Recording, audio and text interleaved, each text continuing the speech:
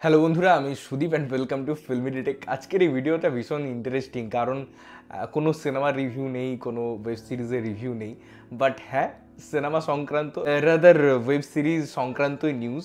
But যেটা হচ্ছে সেটা নিয়ে আমার মনে হয় খুব কথা বলা দরকার। আমাদের ইন্ডাস্ট্রির তাবর তাবর লোকজন বিভিন্ন প্রফেশনের লোকজনকে কখনো কখনো ছোট করে। আমরা শুনেছি হকারের কথা, হকারের প্রসঙ্গ বা আরও অনেক কিছু কথাবার্তা। বাট আজকে এমন দিন ইন্ডাস্ট্রির এসে পৌঁছেছে যেখানে হয়তো টেকনিক্যালি কোনো বিক্রেতাকেই একটা ইন্ডাস্ট্রির সিনেমার মুখপাত্র, সিরিজের মুখপাত্র করতে হচ্ছে।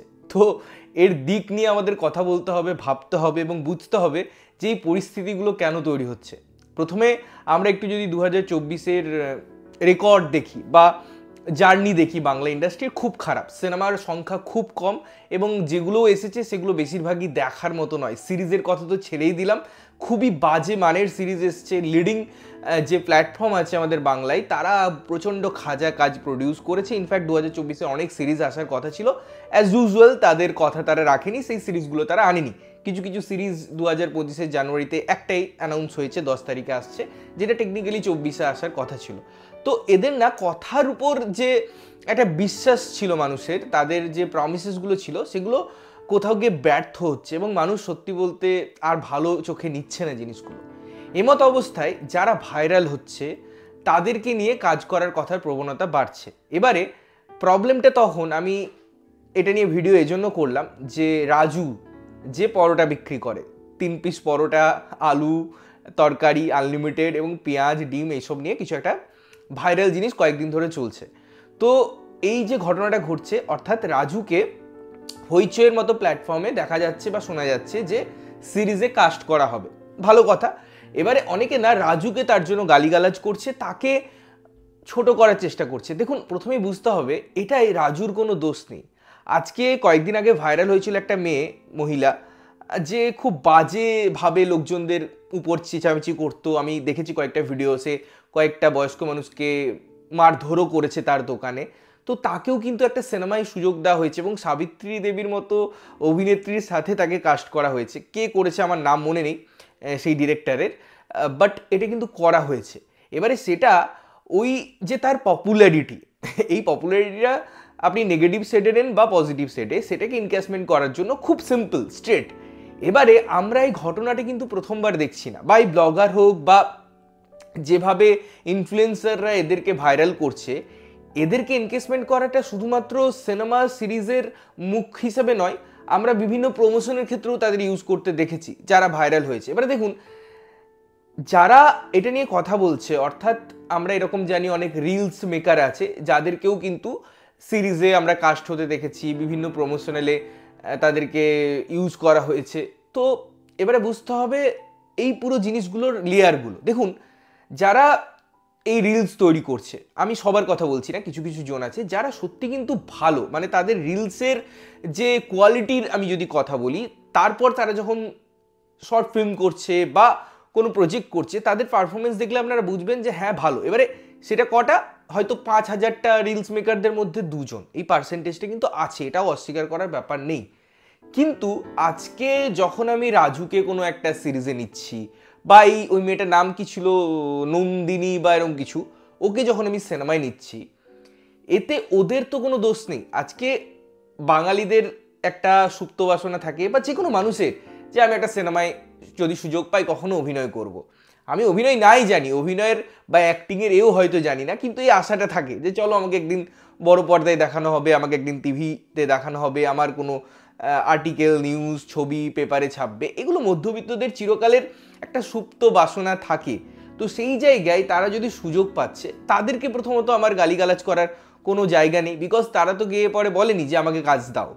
তাদেরকে নেওয়া হচ্ছে, তাদেরকে টাকা অফার করা হচ্ছে, তাদেরকে রোল অফার করা হচ্ছে। তো আমার মনে হয় এই যে পুরো জিনিসটা না, এর জন্য প্রথমেই যাকে নিয়ে আমাদের ক্রিটিসাইজ করা উচিত সেটা হচ্ছে সেই প্ল্যাটফর্ম যে এদেরকে সুযোগ দিচ্ছে, এবং সেই লোকটা বা সেই গ্রুপ অফ পিপল যারা এদেরকে সুযোগ দিচ্ছে তাদের প্রজেক্টের ভালোর জন্য বা আপাত দৃষ্টিতে তাদের প্রজেক্টে হিট করানোর জন্য। এই যে একটা রাস্তায় নেমে আনা বা নামিয়ে আনা একটা একটা আর্ট ফর্মকে, একটা কাল্ট ফর্মকে এবং সিনেমা সিরিজকে, এর জন্য সত্যি ধিক্কার জানাতে হয়। আজকে এরকম অনেক স্ট্রাগল অ্যাক্টর আছে যাদের সঙ্গে আমার কথা হয় রেগুলার বেসিসে অনেক সময়, তারা দীর্ঘদিন হয়তো থিয়েটার করেছে, তারা দীর্ঘদিন হয়তো লাইনে দাঁড়িয়ে আছে, তারা দীর্ঘদিন হয়তো চ্যাট করছে, দাদা একদিন একটা কাজ দিন, তাদেরকে সুযোগ দেওয়া হচ্ছে না। তো এই সমস্ত ছেলেরা কিন্তু স্ট্রাগল করছে। ইনফ্যাক্ট আমি এটা তো বললাম যারা সিনেমা বা এই আর্ট ফর্মটার সাথে তাদের ফ্যামিলিগত দিক থেকে কোনো যোগাযোগ নেই, যারা বা যাদের বাবা মা হয়তো ইন্ডাস্ট্রিতে আছে, তারা হয়তো নেক্সট জেনারেশন বা থার্ড নাম্বার জেনারেশন, তাদেরকেও স্ট্রাগল করতে হচ্ছে, তারাও কাজ পাচ্ছে না। দেখুন, কাজ পাওয়াটা না পাওয়াটা ইম্পর্টেন্ট নয়। আজকে আমি স্বস্তিকাদির একটা ইন্টারভিউ দেখেছি বা এরকম অনেক ইন্টারভিউ দেখেছি যেখানে মুম্বাই যখন সিনেমা হয় বা মুম্বাইয়ের ইন্ডাস্ট্রি বা বলিউড ইন্ডাস্ট্রিতে না, তাবর তাবর অভিনেতারাও কিন্তু অডিশন দেন। এই কালচারটা আছে যে ভালো একটা ক্যারেক্টারের জন্য আমাকে অডিশন দিতে হবে। কলকাতা থেকেও যদি বলিউডে কাস্ট করা হচ্ছে তাহলে কিন্তু অডিশন হয়। আগে কি হতো, 1 মাস ধরে ওয়ার্কশপ হতো।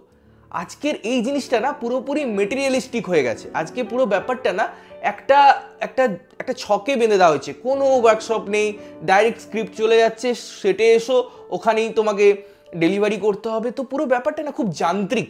তার মধ্যে যে আর্ট ফর্মটাকে নিয়ে কাজ হবে সেই প্রবণতা নেই। আজকে যারা বছরের পর বছর স্ট্রাগল করছে, যারা দীর্ঘদিন ধরে থিয়েটার করছে, যারা সিনেমা করছে, যারা টেকনিক্যালি ডিজার্ভ করে যে রোলটা, এখানে আপনারা অডিশন নিন, এখানে আপনারা ভালোটাকে তুলে আনুন, নতুনদের সুযোগ দিন।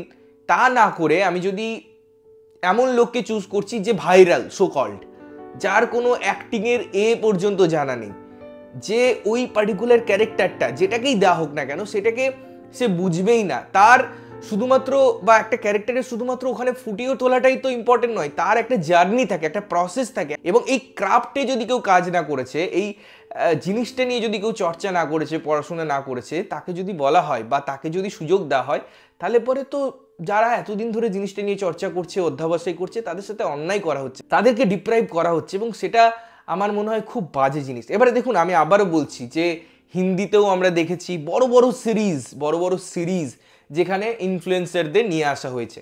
কিছুদিন আগে একটা সিরিজ রিলিজ করেছে নেটফ্লিক্সে, বা এরকম অনেক সিরিজ আছে। বা আমরা কখনো কোনো বড় ইনফ্লুয়েন্সারকে সিনেমায় হয়তো একটা ছোট রোলে দেখেছি, এরকম কিন্তু বলিউডে হয়।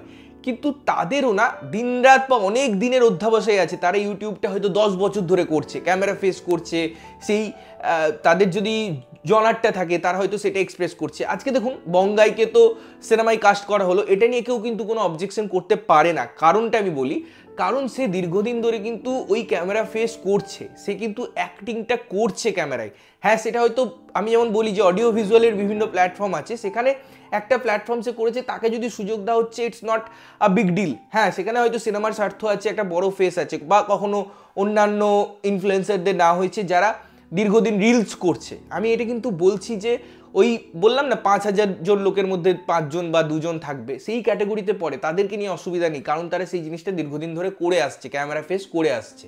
বাট যে পরোটা বিক্রি করছে, যে একটা ফুটপাতে রাস্তায় রান্না করছে, তাকে নিয়ে আমার, তার প্রফেশন নিয়ে আমার বিন্দুমাত্র প্রবলেম নেই। রাদার আমি তার কাছ থেকে যথেষ্ট রেসপেক্ট করি। সে তার জীবিকাটা খুব সুন্দরভাবে নির্বাহ করছে এবং সে সেই রেসপেক্টটাও ডিজার্ভ করে, সেই জায়গাটাই আমার কোনো বক্তব্য নেই। কিন্তু তাকে যদি কমপ্লিটলি ওই প্রফেশন থেকে সরিয়ে এনে আমি এমন একটা প্রফেশনে তাকে বসানোর চেষ্টা করছি, যে প্রফেশনে বা যে রোলটা পাওয়ার জন্য বহু মানুষ দিনরাত পরিশ্রম করে যাচ্ছে, দিনরাত তারা অডিশনের জন্য, একটা সুযোগের জন্য, একটা ছোট রোলের জন্য লড়াই করে যাচ্ছে, এতগুলো মানুষকে আমি আমার মনে হয় অন্যায়ের দিকে ঠেলে দিচ্ছি। আমার মনে হয় ইন্ডাস্ট্রিকে আরও নিচে নামিয়ে আনছি, শুধুমাত্র সস্তার কিছু একটা প্রজেক্টকে হাইলাইট করার জন্য, যে হ্যাঁ এর এত ফ্যান্স আছে, আমার সিরিজটা দেখতে আসবে। টেকনিক্যালি এটা কিন্তু হয় না, খুব একটা হয় না।